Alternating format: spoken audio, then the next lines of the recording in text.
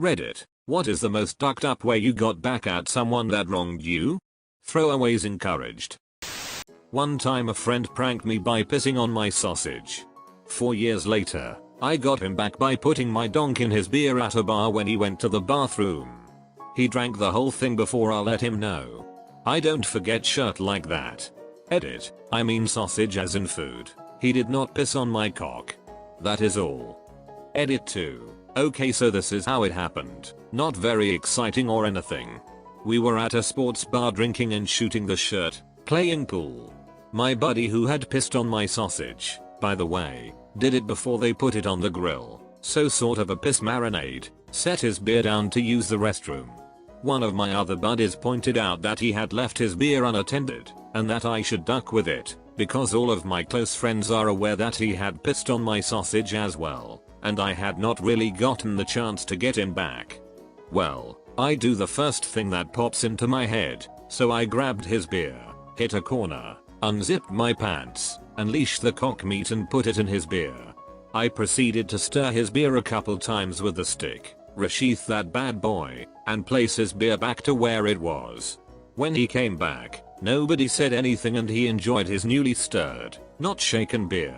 When he finished, I just asked, "Remember when you pissed on my sausage? How'd my cock taste, bitch?" He knew. You should have not showered for a week before you did that. I wasn't really planning on doing it, I just took advantage of a situation that presented itself. Also, I can hardly go a full day without showering. I would not last a week. How did you manage to do that at a bar? I feel like if I tried to put my donk in anything at a bar I would get kicked out instantly. I went to a corner and pulled it out then dropped it in. It wasn't very crowded, it was on like a Tuesday or something at a little shirt sports bar.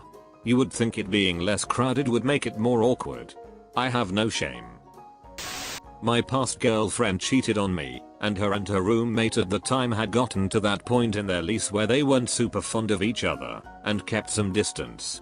Her roommate was smoking hot, kind of witchy sometimes, and wasn't fond of my ex, so I decided to make a move on her.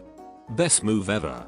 The look on my ex's face when her roommate walked me to the door in her underwear after the first night was priceless. We proceeded to have hot, dirty, loud sex almost nightly for next 8 weeks until their lease was up and for a while after that. My ex even walked in on us in the living room once. Kinda donkish, but goddamn was it fun and there's no way I felt bad about it. TLDR, my girlfriend cheated on me, I have loud awesome sex with her roommate until the lease is up. Living well is the best revenge. My penis disagrees. That's because your penis was living really well. The enemy of my enemy will jump at the chance to blow me. I have one I'm about to do in a couple days. See, my parents suck. I've been taking care of them for a while also going to school and whatnot, and still they are trying to cheat me, pawn my things, etc. But I've become fed up with them.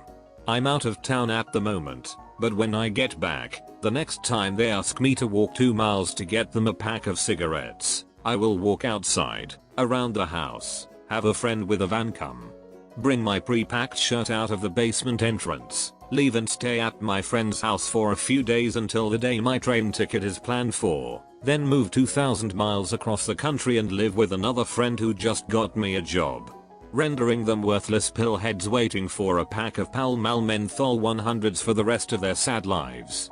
Hey man, good luck. Sometimes there's no salvaging a situation, and it's best just to get the hell out. You should mail them a pack of cigarettes with a witty note attached to it. Something eloquent, to show that he's above the situation. Something like, "Duck you," and the pack should be empty. No, just one. So they have to fight to the death over it. And one end of the cigarette must be loaded with resin. Before she had a stroke, my grandmother used to smoke a lot. My dad hated the smell of smoke and would fill one end of random cigarettes with a little gunpowder, so when she lit a prepared cigarette, bam. No wonder she had a stroke.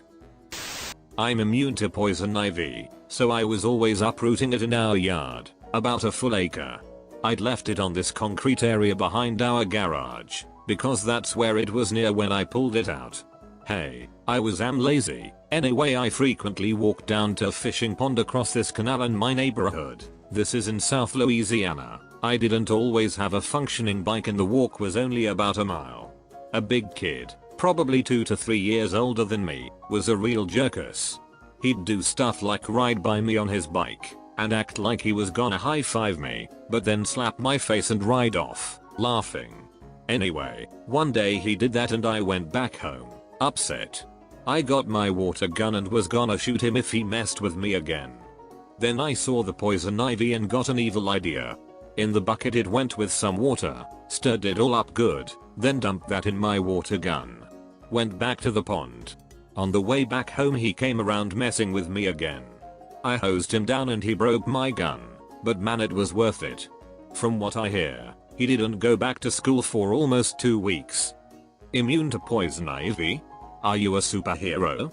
I am immune too, so is my husband. Our kids are superheroes. +1 immunity, checking in. I covered his ceiling fan with glitter. Fear me, mother duckers. You are the worst kind of person. Like, literally Hitler. When I was 7 or 8, I did a science project on the antibacterial efficacy of various soaps.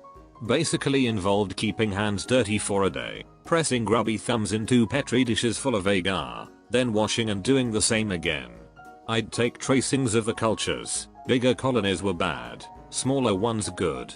This ended up winning the county science fair for my grade in a large metropolitan area, so that was nice. But before that, after I'd finished the experiments but before I'd discarded the dishes, I got into a dispute with my parents. Don't remember what about. I thought, I'll show them. So I took the nastiest culture and swabbed it onto their bedroom doorknob. They both got sick as dogs, and I had to take care of them for a couple of days. Served me right. TLDR, I waged bacteriological warfare against my parents using my science project. But I told them long ago and we laugh about it now. We had a bipolar lesbian who worked in my microbiology lab in college. She put some nasty shirt from a culture on her roommate's dildo. Girl ended up in the hospital for pyelonephritis. She decided not to press charges, but the perpetrator quit the lab shortly after, presumably to go work at Gitmo. I lived incredibly well. And this, my friends, is the best revenge. Live your life. Succeed. Prosper. When they see that, that'll be the best revenge. I used to live in a very small town, like 250 to 300 people. We had no stores, gas stations, etc. One day a local guy decided to open up a little store that sold the basics like groceries and rented movies. He hired a few of us high school kids to work the store, and promised us $50 a week for the summer to be paid at the end of the summer.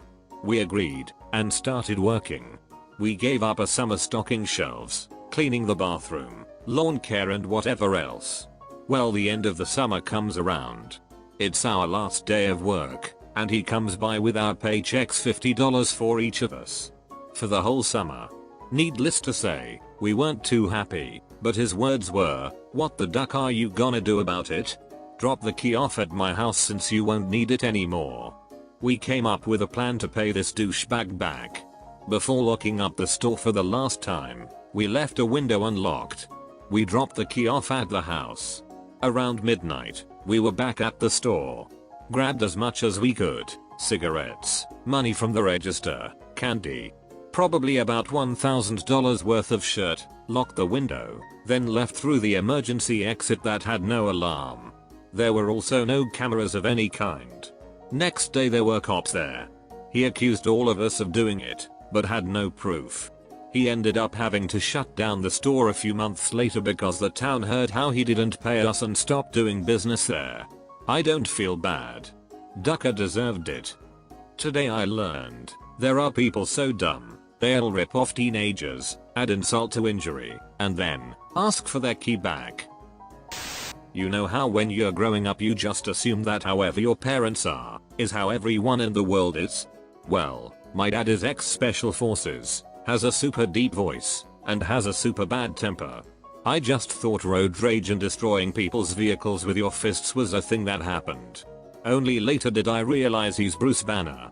Aside from the time he pulled a gun on some teenagers who fired blanks at us out the window of their truck, my favorite story is as follows. Just me and him driving his diesel work truck a few miles to get groceries. 3 or 4 college-age athletic kids in a convertible try to pass. Dad gets pissed for some reason.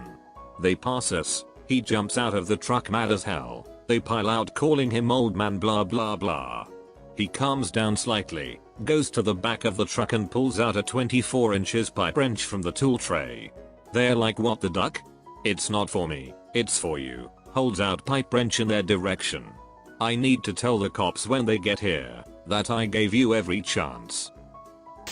At an all-male military boarding school during high school, there was this huge douche on my hall. We took his Febreze bottle and filled it with piss. Then took said bottle and sprayed his pillow, wall locker and opposite corner. So he gets back, smells urine and immediately grabs his Febreze and douses everything. Eat a donk, Donovan. Eat a donk. I had a friend in high school who became an asshole during our senior year. There were a bunch of little things that added up to our friendship falling apart, but at the worst of it I pooped on his car one night. Real simple, I just crawled up on the hood of his car and took a shirt on his windshield.